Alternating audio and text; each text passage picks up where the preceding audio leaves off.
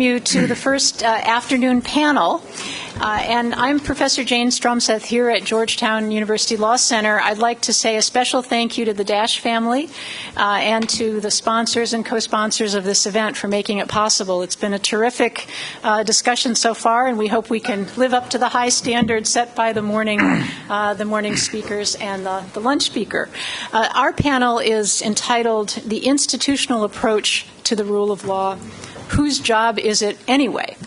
And a number of questions that we hope our panelists will touch upon, including how should we understand the rule of law and what should be the goals and objectives of post-conflict rule of law building? What kinds of methods of rule of law building have been effective in the past? To what extent should the military be doing this work? What specific roles is the military particularly good at? Or should civilians be primarily doing the work of building the rule of law? And if that's the case, do the civilian agencies have adequate capacity to do this work, particularly in very difficult security settings? How should U.S. agencies be organized internally to more effectively coordinate and carry out rule of law work? How much rule of law work should U.S. agencies and departments do directly, or to what extent should they rely on NGOs and contractors? What about better coordination with multilateral actors, the UN, organizations such as the World Bank, and NGOs? How effective has civil-military coordination been in the past, and how could it be done better in the future? These are just some of the larger issues that we'll be touching upon in our panel. And fortunately, we have a terrific group of panelists with wide-ranging experience in the rule of law. And I'm just going to briefly introduce them. You have their full bios in your materials. So let me just highlight a few things, and then we'll get on to our discussion. Brigadier General Edward Carden is Deputy Commandant of the Command and General Staff College, Combined Arms Center, Fort Leavenworth, Kansas. And in his long and distinguished career, he has served in many different missions, many of them with a rule of law component. For example, he served as Chief Geographic Officer for I4S4 in Bosnia-Herzegovina, as well as Chief of the Initiatives Group for the Commander Stabilization Forces S4. He's had 3 tours in Iraq in different roles, including as commander of the 4th Brigade Combat Team, 3rd Infantry Division, as Deputy Commanding General Support for Multinational Division Center, and as Deputy Commanding General Support for the 3rd Infantry Division. So he brings terrific experience to bear, and he's trained as an engineer, I should say. So he has a lot of valuable experience and perspective from that professional background as well. Chris Homan is the Foreign Policy Advisor for Senator Richard Durbin. And previously, he was Director for Iraq Programs at the National Democratic Institute for International Affairs, NDI, and he's had more than a decade of foreign policy and international development experience in all regions of the world. And I should add, echoing some of our earlier discussion in the morning, he's served as a city council member in Southern Maryland, so he's had some practical grassroots rule of law experience, and he's also taught in both the United States and Africa. Rachel Kleinfeld, our third speaker, is the co-founder and executive director of the Truman National Security Project. She has extensive experience as a consultant on national security and rule of law matters. She's consulted, for example, to organizations such as the World Bank and the Open Society Institute. She's a regular writer and speaker on the rule of law and has published a number of highly regarded, thoughtful pieces on the rule of law and how to think about it and how to define and understand it. Joanna Mendelson Foreman is a senior associate with the Americas program at the Center for Strategic and International Studies, or CSIS. She's a former co-director of the Post-Conflict Reconstruction Project. She's written extensively on security sector reform in conflict states, economic development in post-war societies, and the role of the UN in peace operations. She participated in a CSIS team that was involved in a post-conflict reconstruction review of the work of the Coalition Provisional Authority in Iraq. She has extensive experience in the U.S. government, including at the Agency for International Development, and she also served as an advisor to the UN mission in Haiti. So you can see on this panel we have an enormous array of expertise, both in the United States government, in the military, in consulting, in working for different organizations on building the rule of law. And I've asked each of the panelists to speak for about 10 minutes, at which point we'll be happy to open it up for discussion. So we'll start with General Card. Well, thank you very much, and thanks to the Dash family in Georgetown for setting up this relevant and very essential program. And it's also great to see a lot of old friends here. Let me jump in and just answer this question: whose job is it anyways? And I'll describe it like this: everyone has a role to play. And what I mean by that is there's a science to this that matters. Security enables civilian capacity. You take away the security, and the security situation's bad, then there is no civilian capacity to put forth. But the art of it matters also. The design, plan, execution, it's not a static script, but it has opportunities and vulnerabilities.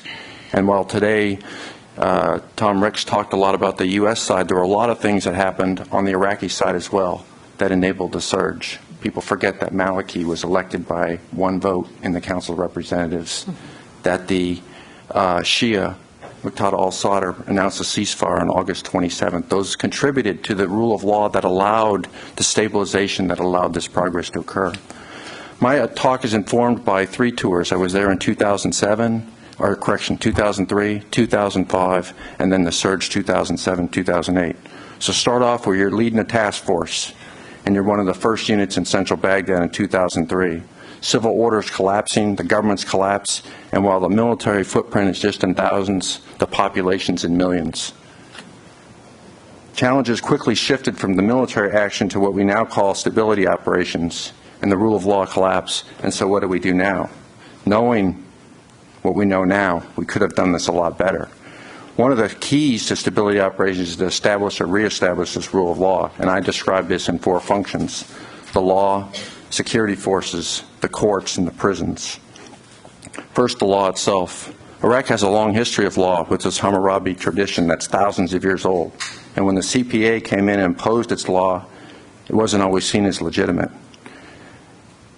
Even the COR today, with its list system and the way that people were elected, with the boycotts by the Sunnis, many out in the provinces do not see the laws that are passed by the COR today as legitimate. I attribute many of our initial challenges to the poor understanding of the cultures down at the lowest level. Saddam had destroyed the rule of law to the point that traditionally tribal law, Sharia law, common law, commercial law, all of this was in a state of flux at a very local level. As the jubilation in 2003 changed to concern and then fear, survival became a daily struggle, and that brings out both the best and worst in people. Some would say the law then became the definition by the point of a gun. And how did this affect stability? Well, for a long time, the military considers criminal activity outside of its purview. Murders, kidnappings, theft.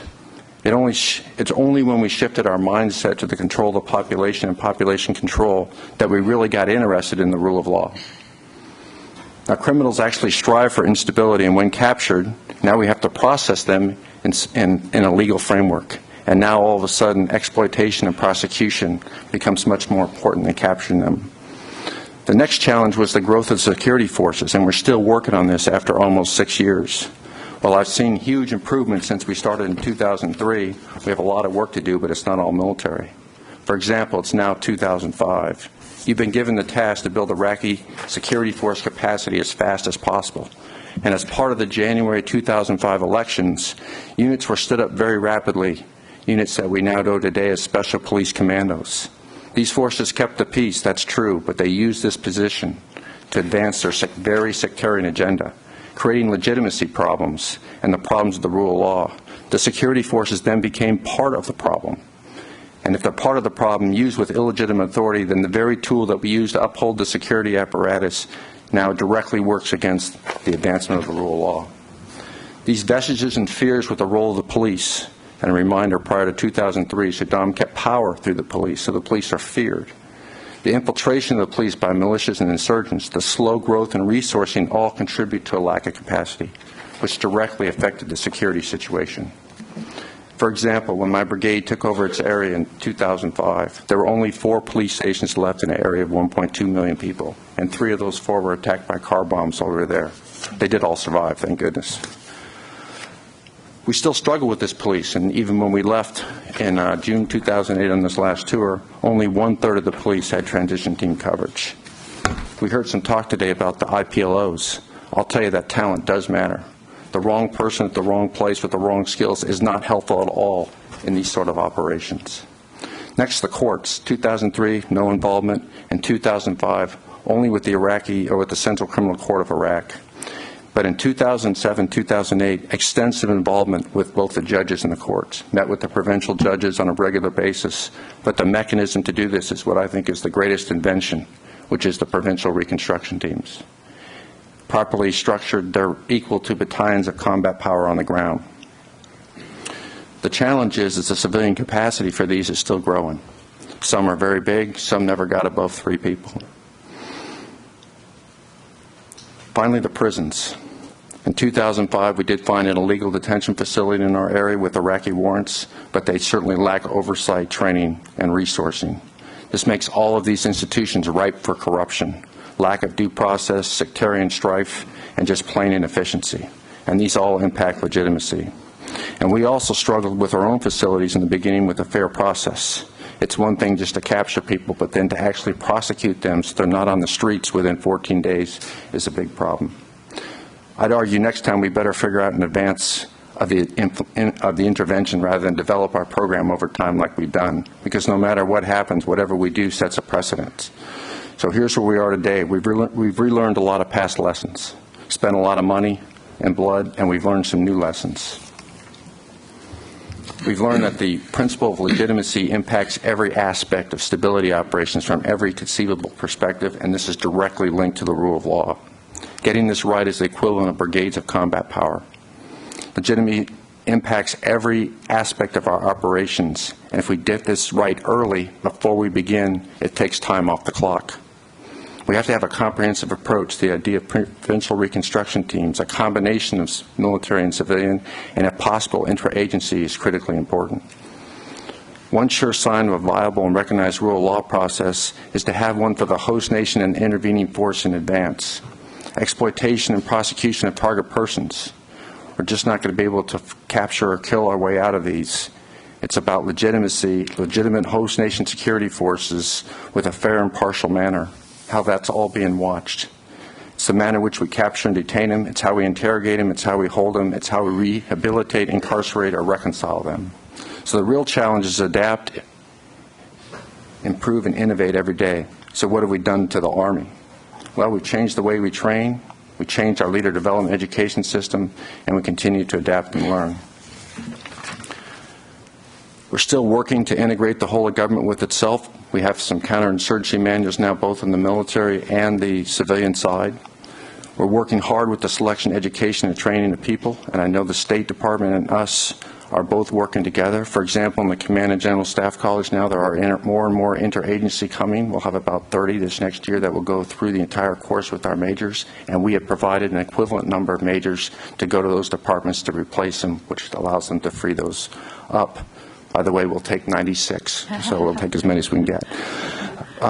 We have to continue to collaborate for a different mindset of where we educate, train, and gain experience together with the trust, collaboration, cooperation that will continue.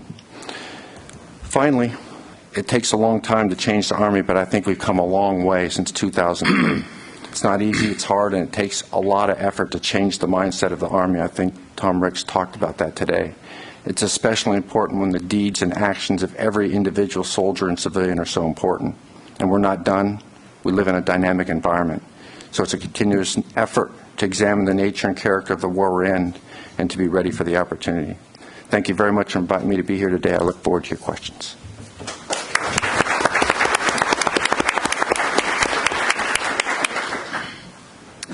Well, thank you also for having me. This is a bit of history. So most of my time or career has been in the development world, working with the National Democratic Institute, where we worked to build democratic institutions long term. So many of my comments will come from that experience.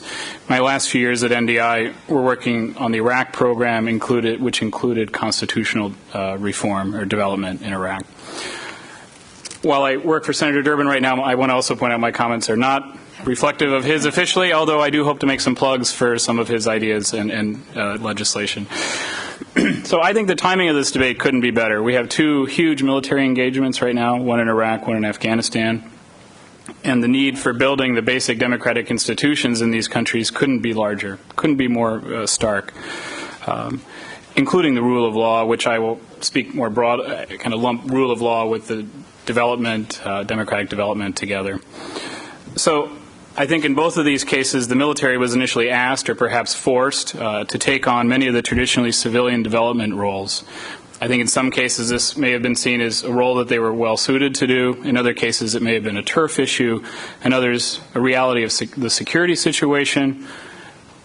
Also, it could have been because of insufficient civilian experts to start, or I would argue in part, or maybe largely, it was because there was no planning done whatsoever for the civilian period after the initial military action. And I think that's tragic, and I think that was disrespectful to the military effort. So this debate, what is the military's role in rebuilding government institutions or democratic institutions in failed states, is an important and a healthy debate to have. Just this week, the House Foreign Affairs Committee had a hearing on exactly this issue, on our smart power capabilities. Retired Marine General Hagee noted that we must have an integrated blend of defense, diplomacy, and development, and I think that's exactly it. Secretary Gates, former Secretary Rice, current Secretary Clinton, they've all echoed the same theme, and I believe I heard you say it as well. So what is that correct balance then? I think the military should do what it does best, fighting wars and securing the peace. There's definitely a role for engaging with local and national officials. There's a role for training and supporting security officials, strengthening military justice and detention facilities, civil military training, for example, what our Defense Institute of International Legal Studies does, and definitely a role for supporting the larger civilian effort. Iraq is an example where, through the PRTs, some civilian work was done. So while in Iraq and Afghanistan, I would argue the military performed exceptionally, it was unrealistic to expect them to be involved in what I would argue is a 10 or 20-year process of rebuilding basic governing institutions. It's just unrealistic. Long-term governing institution building parliaments, civil society, political parties, judicial systems, this is a civilian-led effort, and to ask the military to do that is not only unfair, but I think an excessive burden for them to carry. So why then? Why is the civilian better placed to do this, the civilian effort? Well, as I mentioned, this is long-term work. It's often not very glamorous. For example, in Eastern Europe, we're still there doing nuts and bolts democracy work 2 decades after the Soviet Union collapsed. A lot of this work is very specialized. It can be it requires patience and perseverance. Their best practices shared from other countries that have gone through other examples. Their exchanges of parliamentarians and civic leaders to learn how to govern and how to be a judge, for example. And I think NGOs and civilian agencies such as USAID probably have the best expertise to commit to doing this and to address over the long haul. If I can give you an example from the Iraqi constitutional process. We brought in constitutional experts from all over the world, different countries who'd wrestled with the federal structure and where you draw the power lines. I see some of my friends who wrestled with this. What is the line for church or mosque and state? This requires a whole network of international experts and practitioners who can do this and sit and talk with their counterparts. You don't want to tie up the military's time doing this over the long haul. Ultimately, though, I think this should be what we should strive for, is a coherent partnership of all our U.S. foreign policy tools, the military, the civilian, and the diplomatic branches. But part of the problem has been that we have decimated our country's premier development agency, USAID. In the 60s, USAID had 5,000 foreign service officers. Anyone want to take a guess how many we have today? We're fighting 2 major wars. We recognize the threat of failed states. We have 1,000 or so. It's tragic. A few years ago when Senator Durbin and I went to Afghanistan, a country wrestling with poppy production and traditionally an agricultural nation, how many agricultural civilian experts did the U.S. have there? 6. Unbelievable. Unbelievable. The military can't solve this, and we don't have the civilian resources to address it. And without the civilian resources, I think that jeopardizes all the hard work of what the military does on the front end. You can't secure the long-term peace without the long-term civilian engagement. And here's a plug for a Durbin bill. I will point out, on the USAID front, Durbin has a bill to triple USAID's foreign service officers over the next 3 years. We've been pushing this in the Senate.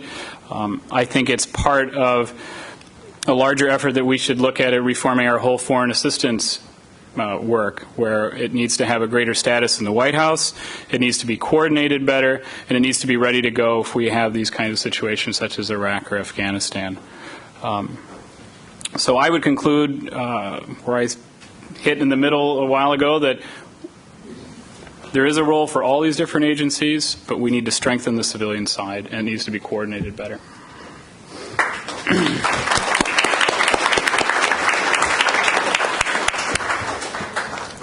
Terrific. Well, I'm glad we were just talking about arm wrestling up here with who got to go first, since we thought we were all going to say the same thing, but I'm happy that's not going to happen. First, thanks to the Dash family. This is just a phenomenal opportunity, and it's a real honor to be up here.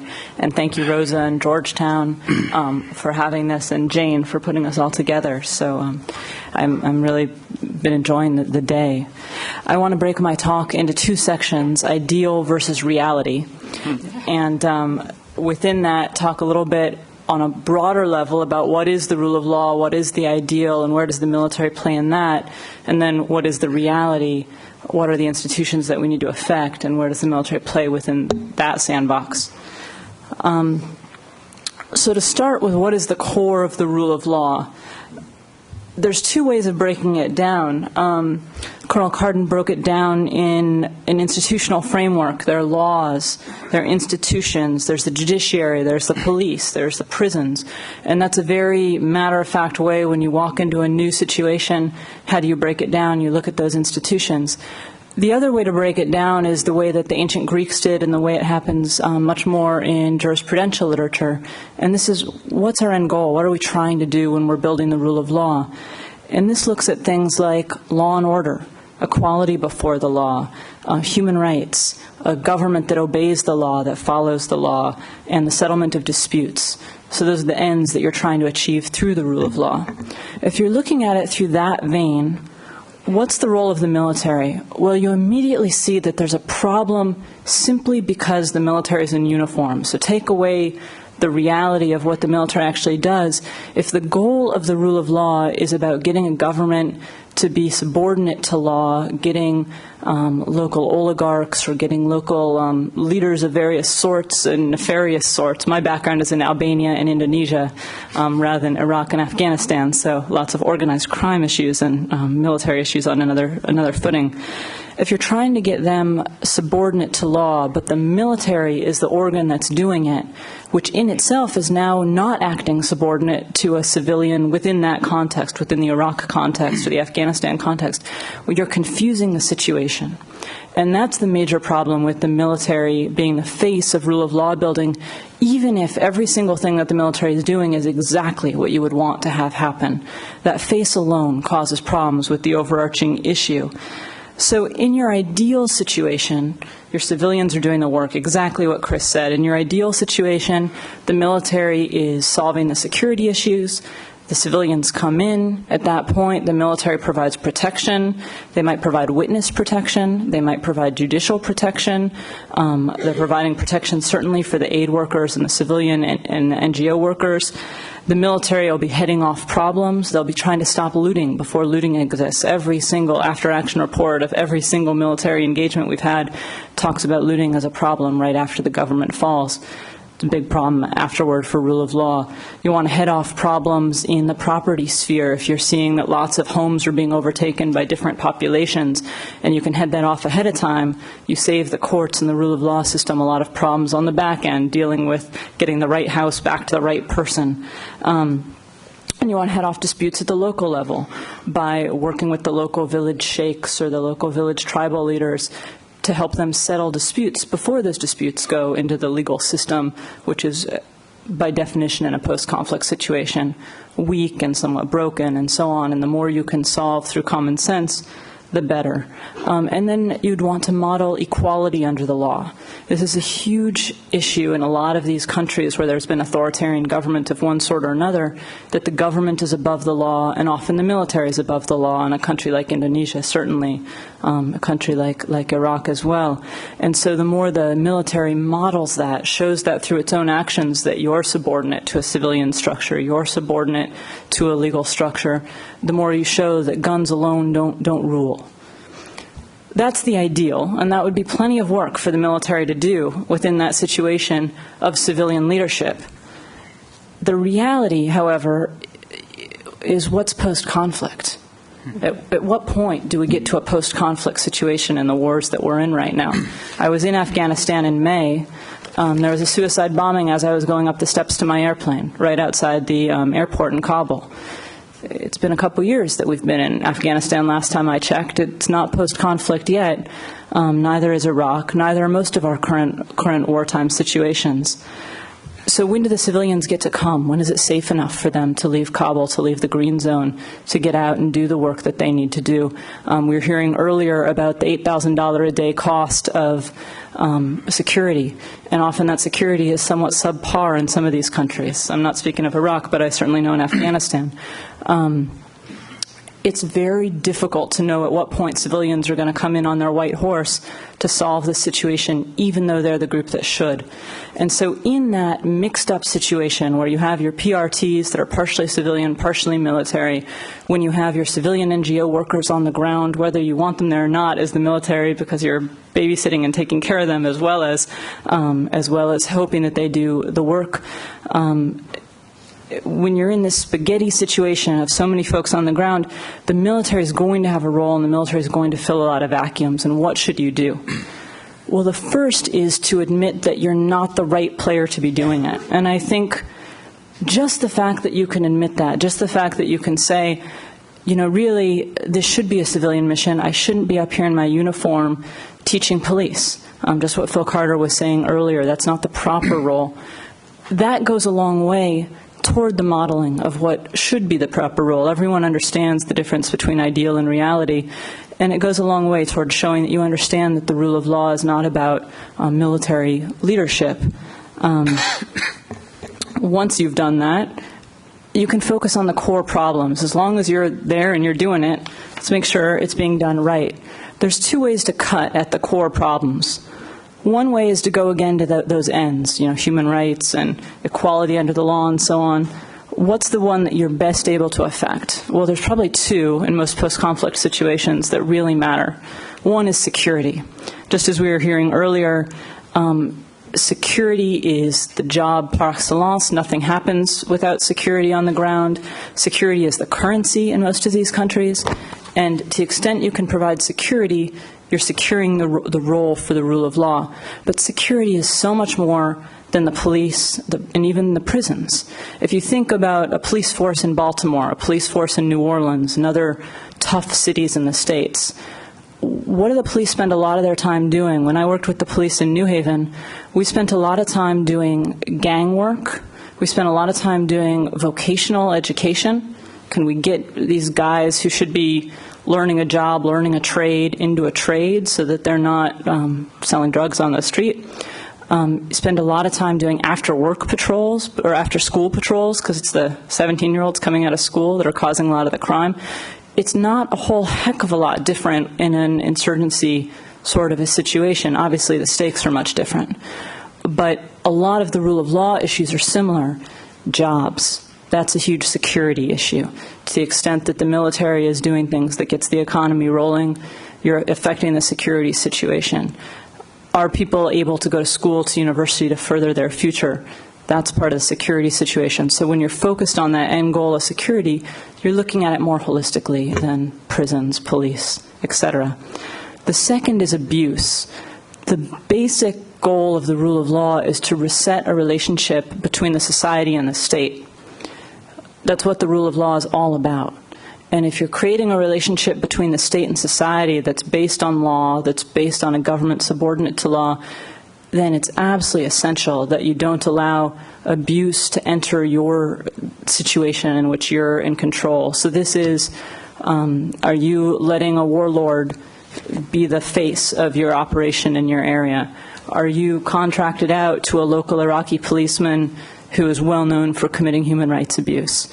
This sort of thing goes on. It's common, it's problematic, and it undermines the whole rule of law mission. And so there's a lot you can do by focusing on security writ large and your role in showing that abuse is not the way that state and society function together.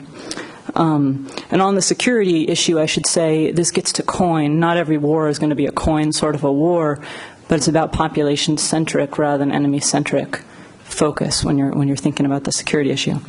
The last thing is what are your means? And this is, I'm not a lawyer in the rule of law field, and there's a lot of lawyers in the rule of law field, and when lawyers look at the rule of law, they tend to look at law. When judges look at the rule of law, they tend to look at the judiciary. I tend to see it as having 4 different areas: laws, institutions, politics, and culture. And it's those latter 2 that are the key to the rule of law. There's lots of countries that dispense law under big banyan trees. There's lots of countries that dispense law with oral law traditions, with not written law traditions. There's the common law and the civil law, and both have changed for many, many years, over many, many centuries. The politics and the culture of the rule of law, however, are crucial across any country. And so when you're looking at the rule of law, it's really important to keep in mind that it's primarily a political issue. Who has the power? How are they going to share it? What are the processes by which they share it and exercise power? And does the culture accept that rule of law ideal? Is the culture a blood vendetta culture? In Albania, it certainly was. Getting folks to think that, no, they have to turn in their disputes to the state took a lot of cultural change. If you're focused on the laws and institutions to the detriment or to the absence of the politics and culture, you're rearranging deck chairs on the Titanic. Any political leader can change those laws and institutions. Any culture can ignore them altogether. So keep your eye on the ball as you're doing the work about what really matters. And finally, I would say muddle through. It's a really, really big job. We really aren't in the business of rebuilding states, and now we're in the business of rebuilding 2. And while I wish that we had a whole of government that was behind you, and we're trying to get there, Senator Durbin is doing a good job trying to get there. Until we do, I think you all are doing a tremendous job, and to the extent we can be of help, it's a privilege to be.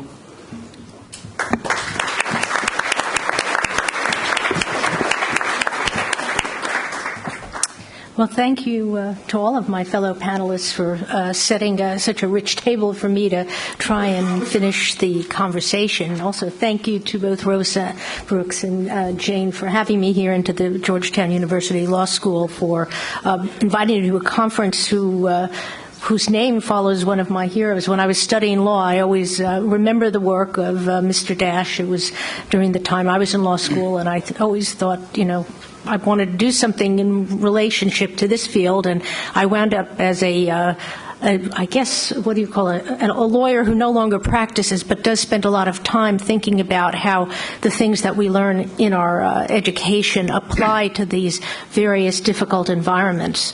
I was struck today, and I just got back from, one more assessment of post-conflict areas or conflictive areas. I was recently in Colombia with the headlines in today's paper that said, "Civilians to join Afghan buildup," and the story talked about the surge of civilian workers workers in Afghanistan, and it's talked about, this is a welcome acknowledgement, I'll quote, that internal conflicts require a balance of military might and civilian capacity. And when I read that, I said, how did they know I was going to speak at this conference this morning? They're so prescient in the New York Times. But the answer is really perhaps almost commonplace by now. I think the comments of both General Cardin and also my colleagues Chris and Rachel reaffirm that we all know what we need to do, we just haven't gotten there yet. And I think there are some basics to not repeating what people have said, but as we move into the Obama era, I would like to look forward and think about the pledge that President Obama made to improve civil-military balance in U.S. operations and to put a more civilian face on the development and governance efforts is truly being hampered, not so much by the will of our military that has worked long and hard in securing the peace in some of the most difficult parts of the world, but by the problems in our own system, the institutional disharmony, the problems of the way we are organized as a government that still have not been remedied.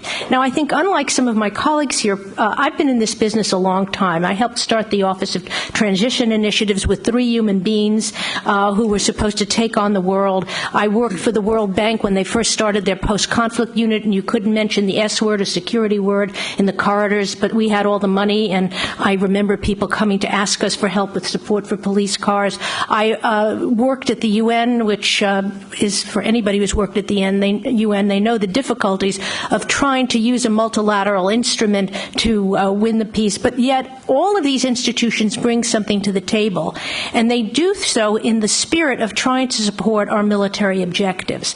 And I think that's where we're having a problem, not so much because the military objectives are unclear, but because the resourcing of the civilian side of the equation has never become a priority. We have the most asymmetric relationship between the accounts that support our military and the accounts that support our civilians. I think the ratio, last I looked, between the two accounts was 20-1, and this is not saying that our Defense Department doesn't need this resourcing. We certainly do, fighting 2 wars, but we certainly need to give a comparative advantage to the people who know best how to do these democracy and governance components. So I just make a plea for that right now, that we're dealing with an asymmetry of resources, and I learned a long time ago working for a wonderful General, Gordon Sullivan, when I was a fellow to him, that you can do any job if you have the armed forces, because they're on duty 24 hours a day and they'll do whatever you ask, and that's true, but that's not the purpose of what we're trying to achieve in the rule of law.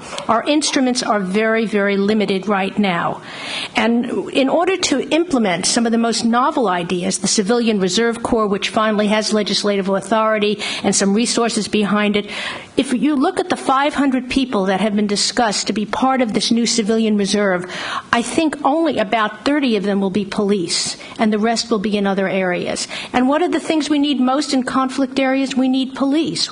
We need police to prevent riots. We need police to interact with civilians. These are the kinds of things that are key.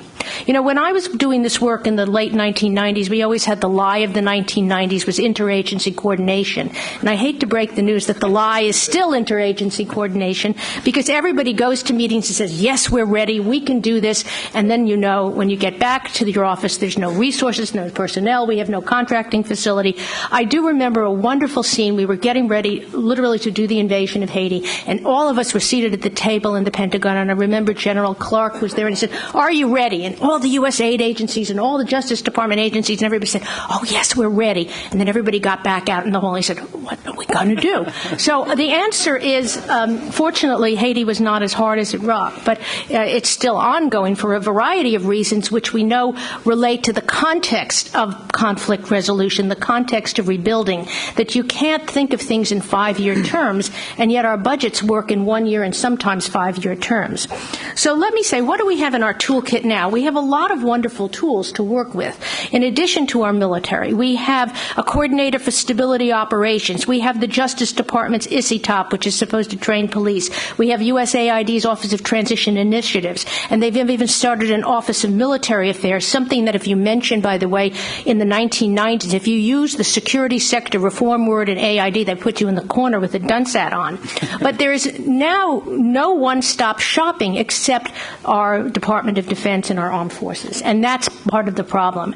And with all due respect to our Congress, which has tried hard, there have been many dedicated members trying to get this changed, I think we have not made as much progress as we think we had, except in thinking. We are great thinkers. I have been to more conferences with wonderful thinkers about how to correct this in the last decade. I mean, I could, recite every one of them. And I think the learning is there, and that's what's so frustrating to me. I am an academic first and then a practitioner, is that when we have this learning, why are we not able to implement what we know? Why can't we support the people in uniform who are doing the hardest job in the world by giving them the natural complement of civilian authority? That is what I don't understand. And I don't understand it because we have smart men and women in Congress, and I don't understand it because we have plenty of people in this room and outside this room who know how difficult it is to do this work in the field. Now, I started my career doing civil-military relations in Latin America, and I cut my teeth working down at South Common, working with some of the not the nicest people in the world who ran these countries. And one thing that we did learn out of the lessons of the 1990s and the 80s of these military officers and soldiers was that militaries couldn't run everything. The failure of regimes in many of these countries was truly the fact that they weren't businessmen and they couldn't run governments, and the success of democratization in one part of the world is really a function of the tremendous dedication of the civilian capacity of the United States to help support these institutions. It's truly a lesson in the way you apply resources and have a success. I think we can do the same in other parts of the world.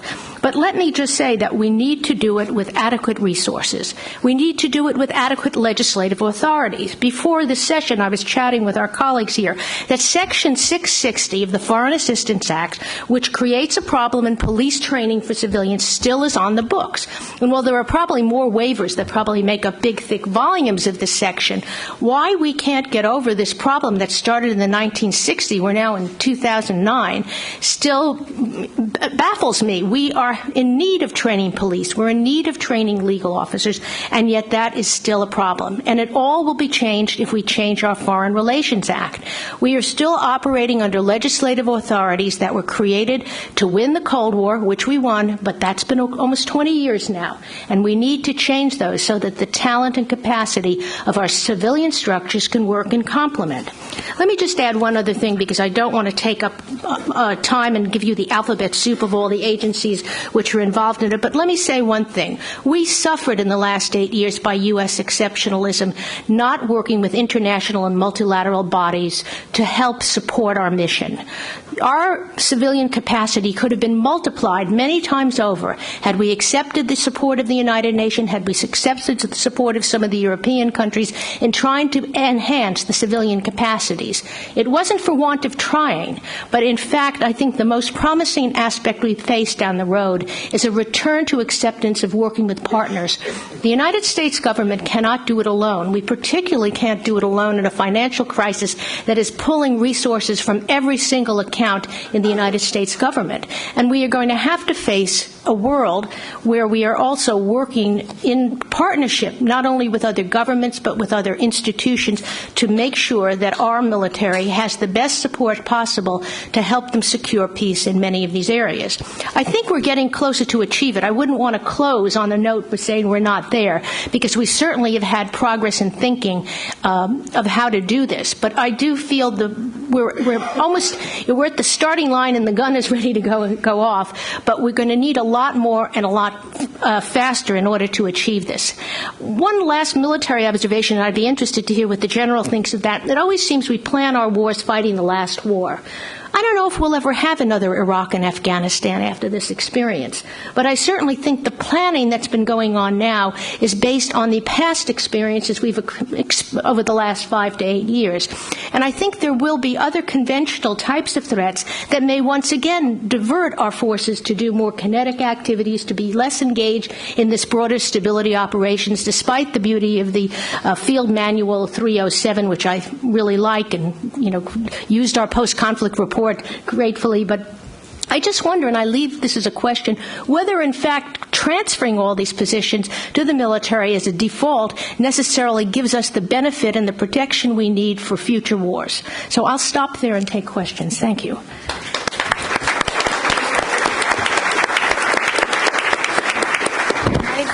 I think, as predicted, this was a terrifically rich discussion, and I would like to, before we open to the audience, give the panelists a chance to just respond, because there were some questions posed between the panelists. I think a question for the general, perhaps a question to Chris about why isn't Congress doing more to help build up civilian capacity? You have to answer that question, yes. So I'm going to give each of the panelists a chance to say a brief word of response, and then I'll open it up to the audience. Well, very quickly on the question there in the end, I think the military's realized we can get in pretty quick. We can't get out. And that is the problem. And we have realized that we're not going to get out without civilian capacity. We are not that trustful. That may be the wrong word, but the problem with the United Nations and the EU and the World Bank, and I've met with them several times in Baghdad, is they always want to have a five-year plan, and I need a 5-day plan. I come in, I got to hire 500 people. I want to get them off the streets by next week, and there's no system to do that.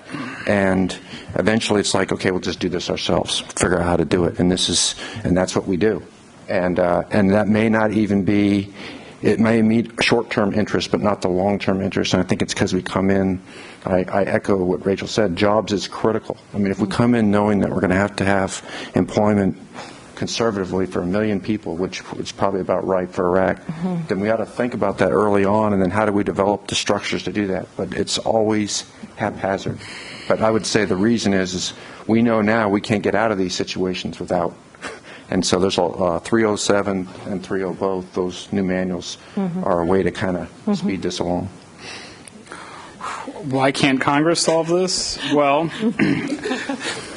I would say that in the last few years there does seem to be more both bipartisan awareness, recognition, and support that the civilian development sides of our international efforts of our government need to be strengthened, that they're critical to our security and stabilizing countries overseas.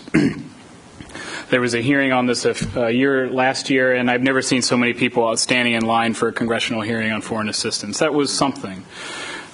Why hasn't that happened? Well, I think Congressman Berman has indicated on the House side that he would like to do a large foreign assistance reform, but you have issues of turf.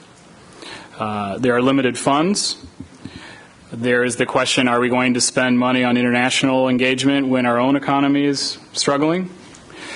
And all of these have to be resolved. So what you have now is a very limited foreign assistance budget compared to the overall U.S. government budget. I think it's a paltry amount, especially compared to other Western countries. And it's like squeezing a balloon. We're arguing every year, Durbin is on the Foreign Operations Subcommittee that funds a lot of this, and we're arguing over a few million here and a few million there for global health or foreign military assistance. It's a ridiculous way of getting things done when these larger systemic problems are there.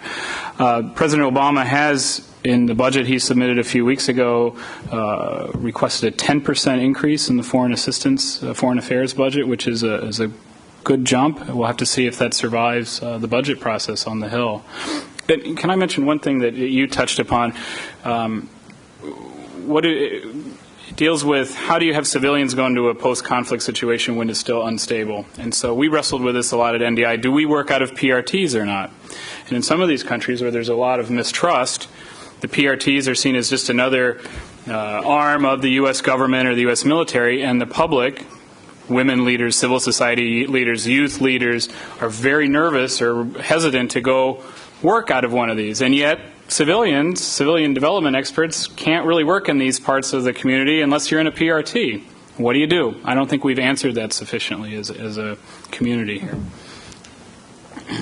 I think poor Chris here is just going to get more loaded upon him. I just wanted to say that Joanna's point about Section 660, for those of you who don't know, within that Foreign Aid Act, there's 28 agencies and sub-agencies that deal with the rule of law on the civilian side. 28.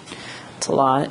And then there's laws within that, and then a whole host of waivers that say that military can't train police, and then the military can train police, but only under these circumstances. And what we've ended up with is, in order to keep ourselves from training police that commit human rights abuses abroad, are rules for ICITAP, the Civilian Police Training Organization, that practically force that organization to do poor police training, and that's caused by Congress. Now, they do the best they can, but they're allowed to train for a month at a time and no more than a month, and set courses that are pre-approved, so they can't really adapt to the situation on the ground. And certainly on the ground, they try to get around some of these things. But that was all set up in the 70s in order to avoid us creating human rights abuse problems. And the reality is we're not good at police training, and we're seeing that reality in Afghanistan.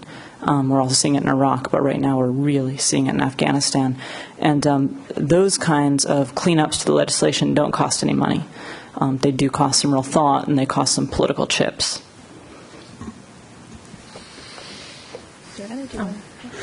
Well, I do say, and I didn't want to leave the impression that things hadn't moved, because they have moved. And there has been a sense certainly within the Agency for International Development, a feeling that they have to address conflict. Their programming is involved in it. They realize that their democracy and governance work has to expand, that it has to be supportive. But I think the challenge, aside from the legislative impediments, which none of us can chair unless we all are elected into our respective districts, is that we need to figure out a way to support exactly what the General has referred to. When you need things immediately, they have to be there because they're part of the security package. But I do think that adequate planning could also help, overcome some of these obstacles, working with the Europeans or working with the UN, not because they're unwilling partners, but because they, like us, have the same kinds of legislative and legal impediments that they have to operate with as well. And that's where we need not so much a whole of government, but a whole of world approach when we have to deal with stability operations that would integrate the different forces. Now, I think there is some silliness going on also. I was just at a conference in Wilton Park where some of the European colleagues of mine says, well, we'll go into PRTs, but we won't do any shooting. I mean, this is kind of a silly phenomena where we'll only do the cleanup, but we won't do the military work. That's not an appropriate approach either. But I do think some of these obstacles could be overcome if we really sat down and determined how we are going to operate and use the global resources that are available to us, because 500 people in a civilian reserve corps is not going to touch the needs that we're talking about in the short run. Great. Thank you. There was someone in the back who stood up initially. Yes, go ahead. Hi, Milan. I'm the Senior Rule of Law Advisor in the Secretary of State's Office of the Coordinator for Reconstruction and Stabilization. And I just wanted to refine your comment on the Civilian Response Corps. I'm not going to go in depth on it, but in brief, it's the U.S. government's response to some of the gaps and lessons learned revealed in past engagements, and it has been funded now to start up with a group of 100 active and 500 standby. In terms of the number of police advisors, it's not a civilian police operation. There will be, I think, 37 in the first group of 100. And when you look at the group of 600 of active and standby combined, those numbers go up proportionately. So it will be between 35 and 40% of the 600 group. Great. Thank you. Yes, there in the back. I don't have a marine voice. We have a microphone for you. Hi, I'm Brian Gzolkowski from Mercy Corps, and I just wanted to pick up on the point that Ms. Mendelsohn Foreman made. And I too have been in a lot of these discussions, and there's a lot of deep, profound understanding of what the problems are. And to echo what she said, we just haven't figured out how to do things. And to echo the point about there being a lot of other actors with whom the U.S. government can and should be working. There's a lot of capacity out there. I mean, you often hear people say, well, there just is nobody there to do this work in insecure environments. And I do work for an NGO that works in Afghanistan, has worked in Iraq since the beginning of the conflict, Colombia, Sudan. This is not an advertisement for NGOs, by the way, but there are a lot of NGOs, both international and national, as well as civil society in these societies, who are not actually maximizing very well. And if you take a place like Afghanistan, there is a role for each actor. We're just doing an incredibly bad job of identifying what that role is, funding and supporting that role in each of these very, very difficult situations. We have a tendency to think that we have to do it all, and that's not just a tendency of the military or the U.S. government or even international NGOs. So I guess to reiterate what Ms. Foreman was saying, there is a lot of capacity out there, and we really need to, as a government and a country, figure out how to play better in the sandbox and then identify what really needs to be done and identify the actors who can do it in each place. Last example. I said we were in Iraq since the beginning. We've also been in Helmand since 1986. The space for NGOs in a lot of these conflicts has shrunk. But by working with the communities, you can actually get material and assistance into those very, very difficult places and build from the ground up rather than necessarily always trying to do everything from the top down by ourselves. Thank you. Yes, over here. Major David Track. It's my Air Force voice. I was very pleased by General Cardin's comment about legitimacy, and I think we need to expand upon that idea. I think the United States, for the past several years, talked a lot about the rule of law and importing the rule of law abroad while systematically eroding the rule of law domestically. And I think that really cost us legitimacy overseas in our efforts to import the rule of law. So I was wondering, for some people who have been there, whether this perception that I have is reality-based. Have you encountered resistance to Americans telling anybody else how to do anything, or did they throw back in your face, well, but you don't follow the Geneva Conventions, you don't follow, you invaded our country on an illegitimate pretext and so forth, you do secret things, you don't follow the Constitution. How does that undermine our rule of law efforts abroad? Anyone want to take that one on? Whole nother panel. Yeah, I'm not sure. I'm going to answer that a couple different ways. One, I'll just give you a very quick story. In 2003, this had more to do with influencing my thinking for the 5 years. He said, Colonel, you know how you survive an occupation? I said, well, you're not occupied. He goes, you're here, aren't you? He goes, here's how you survive. I have to be on the winning side. So members of my family are going to be in the police, army, politics, business, and the insurgency. So here's my question to you, Colonel. Are you leaving or staying?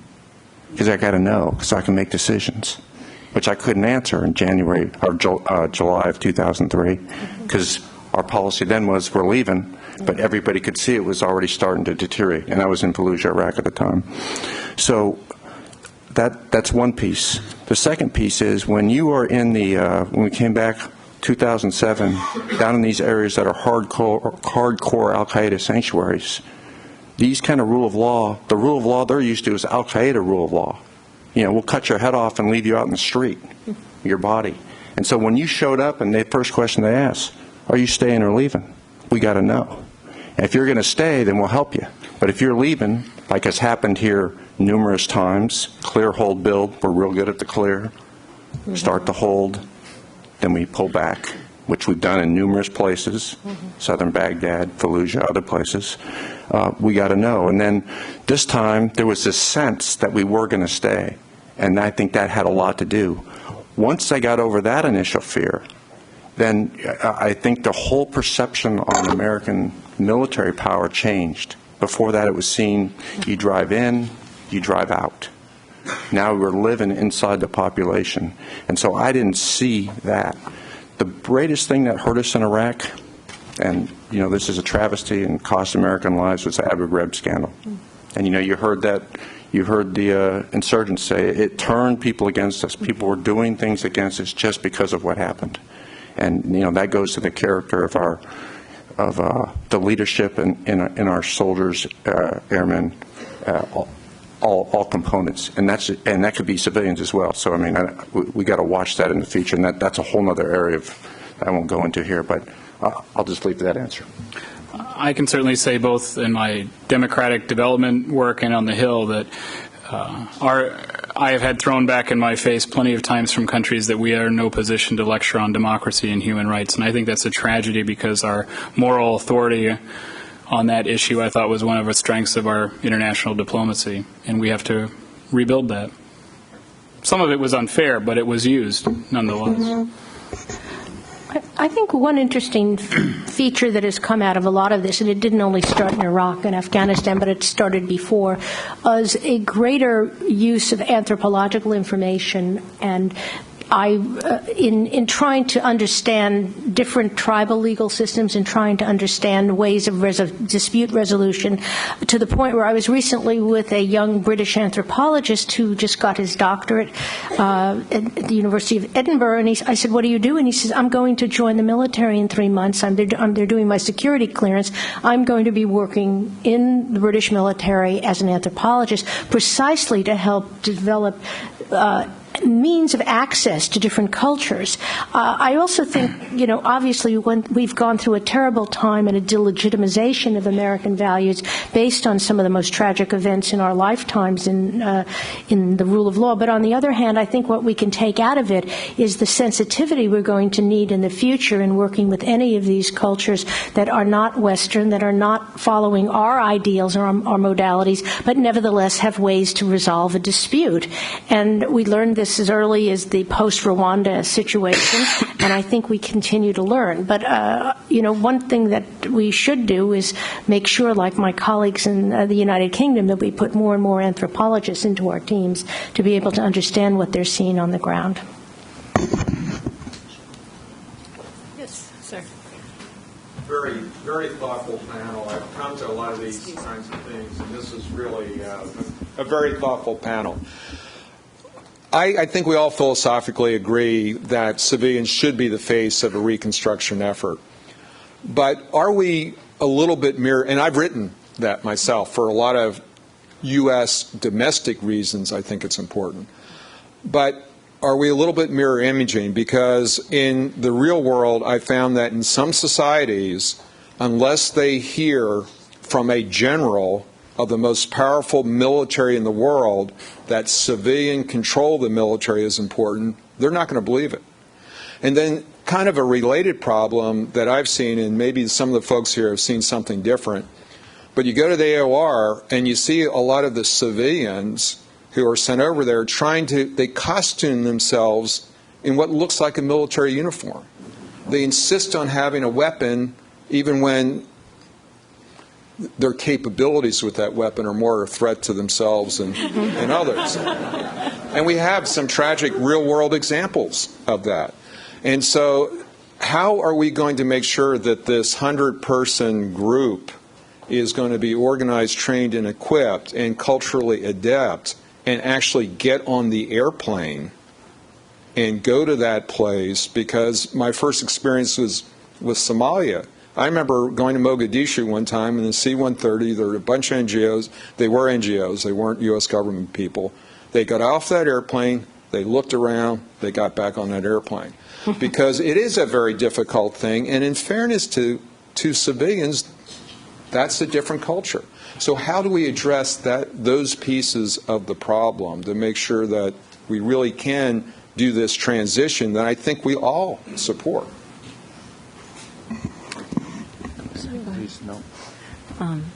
In my dream world, there would be some form of a boot camp for the civilians who have to go through the CRS. I think hopefully it won't be just my dream world. I think it's essential. They need slightly different training. I mean, I grew up shooting .22s, and I learned you don't shoot them at a bear. I grew up in Alaska. 22 doesn't do much good in Iraq either. The civilians might not need to carry weapons, but they certainly need to know evasion techniques. They need to know self-defense. They need to know some basics about how to deal with themselves in that kind of situation. And I think as we stand up the civilian face, I don't care if you do work for the Department of Agriculture, you should go through a 6-week or 8-week or multi-month training to make yourself less of a liability in that kind of situation. I think just to tap on that real quick, and in the military we can do a lot of things because we can, not because we have to. In other words, I have complete freedom of movement. I have patrols, I have helicopters, I can go anywhere, do anything. We can't get in there, we can force our way in. You know, the civilian capacity doesn't happen. And so it's easy for us to say, oh, I'm going to go meet with the governor, and there might be a little problem, and I just go. And when we got there, and Wade can back me up on there, back there, one of the PRT leaders that was with us in Iraq for Wasat province, but I wouldn't meet with the governors without the PRT leader present, and then I tried to speak as little as possible. Even though they would defer because I was a general officer, it was about sharing your power. And those PRT leaders became immensely powerful. I think Wade did a lot of great work down there as a result. But I think it's things like that, because we as military are action people. And I think that's our culture. Some of the best programs I've seen are when civilians and military leaders go in together and show the dynamic in front of these countries. It's exactly what you're saying. Yes. Yeah, I just wanted to highlight there is frankly a very good program in the Netherlands.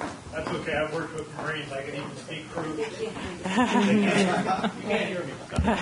But there is a very good program, and we Americans don't always do it the best way. But there's a Royal Dutch Army School for Peace Missions in Amersfoort that I've worked with in the past. This is an Army organization, but they are tasked not only with training military people who are going into peace missions, but they're also tasked with training government civilians and NGOs and even civilians. And so I know I've mentioned this to Larry Sampler at State CRS before. This is the kind of example that we need to take a look at. And frankly, our military could do a lot of this. A lot of these people can be very prepared to deal in those kinds of mission areas. The other thing, one of the things I just got done talking with the J5 at Pacific Command. He's very now concerned, he's a Marine, but he's very concerned with Sri Lanka. And he'd like to see programs that are going on in southern Mindanao right now be replicated in Sri Lanka because they've been so incredibly successful. Well, one of the things that he may be putting together to try to help get all the agencies working on the same sheet of music is, instead of putting together a war game, why not a peace game? Why not trying to use the methodology of war games and map axes and try to scope out, okay, how are we going to try to assist in a post-conflict area like Sri Lanka?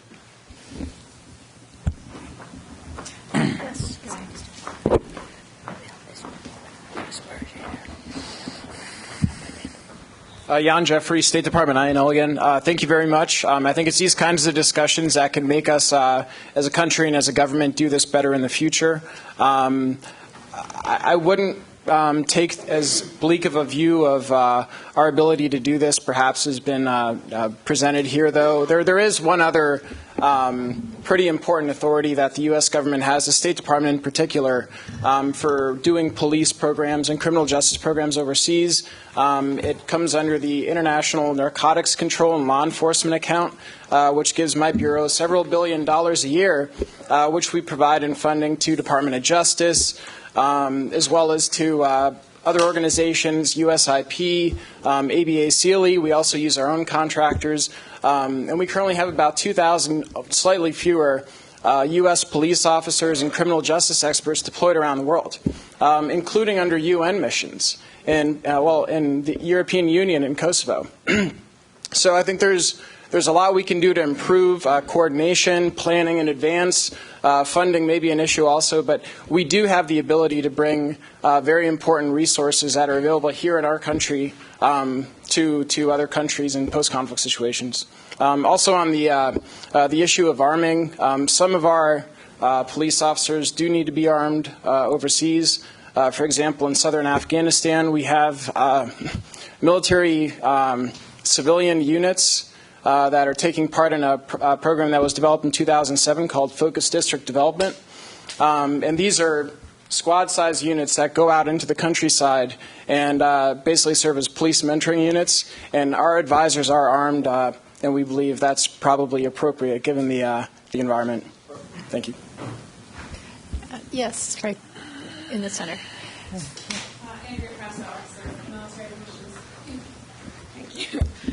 Civilian, so I don't have a loud voice. When we talk about rule of law, we've talked about institutions and people training judges, lawyers, even police officers. And these are groups of people who, in the countries we're talking about now, and maybe everywhere, are considered somewhat of an elite group. And I'm wondering what sort of pushback these programs get from the general population, whether the people you're training, police officers maybe, are considered less elite than the others, but whether the people who are being trained are seen as just people supporting Americans, part of the occupiers, and what you can do through both military and civilian organizations to get the real local civilian buy-in from those programs, when what we are doing, it seems, is training from the top down. Anyone want to take a stab at that? I think your question is an important one about involving the community, if I understand it. And a lot of the community involvement really has to do with timing and sequencing of how this assistance is given. By the way, one of the exceptions, and the best exceptions to the 660 legislation, is precisely for community policing activities, which came out of events in Panama when they began to use access to citizens and civilians groups. But the face that most civilians who are the clients in these countries will see at the beginning will be military faces, which brings all the more important reason to have adequate training and connections to civilian groups, so that, as the general said, he always went in with a civilian counterpart or an NGO. Training of elites is important because you need to bring in people who are going to be part of the process of, basically forming the new technocracy of a country. But you have to also consider that you have to have top-down and bottom-up programs. And I think over the years, AID has gone back and forth about where you start in these programs. I think one of the experiences out of Afghanistan and Iraq is they're not mutually exclusive, and that you need to do both simultaneously. And the challenge is, and it's not to berate organizations, it's just very, very hard when you're working in very insecure areas, which is why I said previously that the need for some cultural sensitivity from anthropological understanding as to what policing is in these communities is very important. Good example, Haiti is for the most part a very Pacific country. Although you read about violence in Port-au-Prince and one or two other cities, the country is pretty much a self-policing situation because for hundreds of years that's all there were in these communities. There were community leaders and they had justice. It may not have been the justice we liked, but there was a system of justice. And I think we tend to forget that there are community justice principles, which we often don't see because we're not trained in those areas. And that's where I think it's the disrespect of these principles that creates the problems rather than the absence of them. That's just a two-finger on that. I have a couple of different comments on it. One is that most people recognize the rule of law by its absence. When it's present, they don't really want to deal with it. And much like most of us, the vast majority of people worldwide don't want to deal with legal apparatus and legal issues. If you have to go to court, if you have to deal with a policeman, something's gone wrong in your life. And so you're trying to create a system that takes care of things so people don't have to deal with it. And that's necessarily an awkward activity to involve citizens in. They don't want to be involved in it necessarily. I think there's breakdowns within those groups. Lots of judges certainly think they outrank police and don't necessarily, I think Phil Carter was saying earlier about the judge not wanting to speak to the police. And you would see that in our country as well sometimes. Certainly in other countries that have more hierarchical systems. There's a big break between those two groups. The final thing I would say, though, is that it is important to involve citizens because it is a relationship between citizens and the state that you're rebuilding. And here, the most innovative project that I've seen is called the Culture of Lawfulness Project that I know gets funding from the State Department. And they're in Iraq. I worked with them in Colombia. They work from two levels. They train police in culture of lawfulness, rule of law, human rights. They also work with school children. And the idea is that in societies where there's a lot of gang activity or organized crime activity, you need the kids to start pushing upward on the idea that that's not where you want your society to go. And they got the model from Sicily, where it was one of the things that helped break the mafia to some extent in Sicily. So a little bit of a hodgepodge. I think we have time for one more question, and the gentleman in the back has been waiting patiently, so you go ahead, and then we'll wrap it up.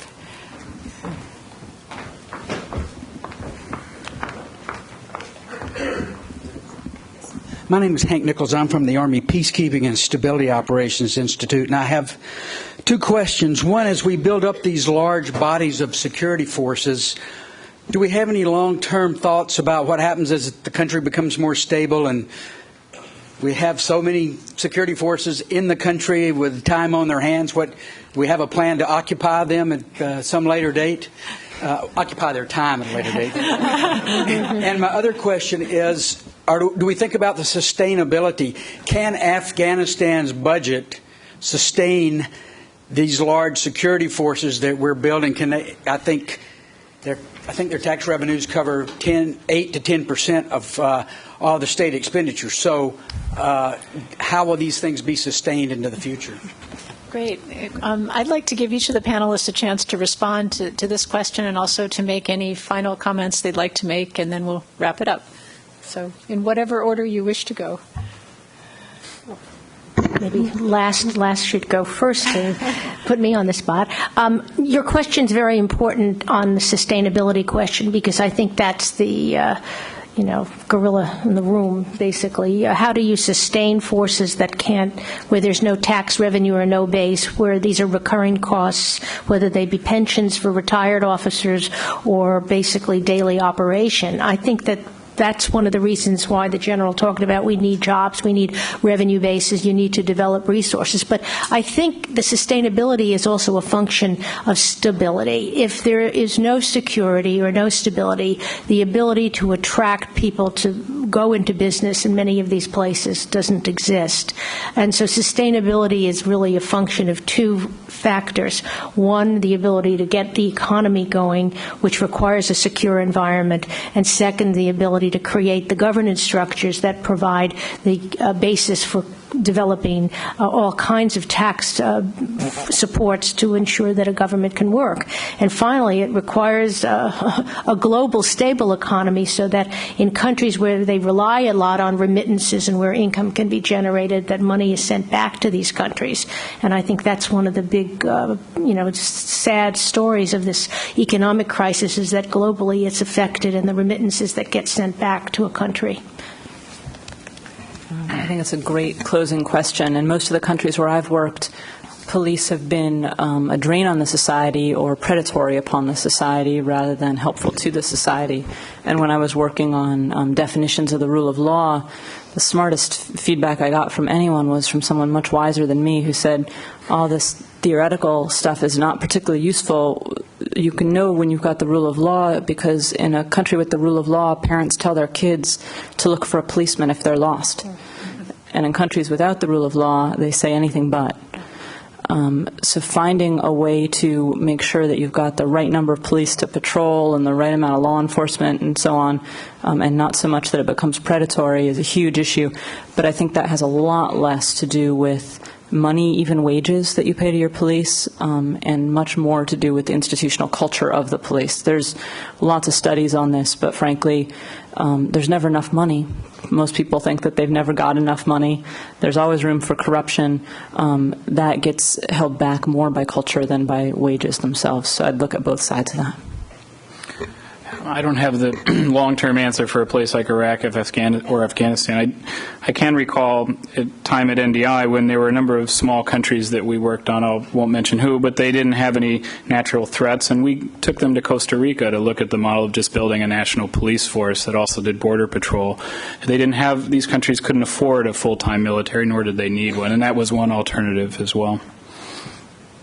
In terms of sustainability, I think it's first very fungible. I think that's already been addressed. And I think absolutely it's related to the culture. I mean, if you're in a culture where the police are respected, which is in a lot of places of the world, then there's an incentive to go there. But part of the surge that we talked about earlier, it was bottom-driven. I mean, we went out into these areas and it was very local, and then he recruited local security. Think about it that way. And then he worked to get them accepted into the security apparatuses, so it's local people in local areas, which also helps you with the corruption. And so that's a different approach than we normally use. And I think the rest of the points have been covered. Great. Well, I'd like to please join me in thanking this terrific panel. I hope you enjoyed it.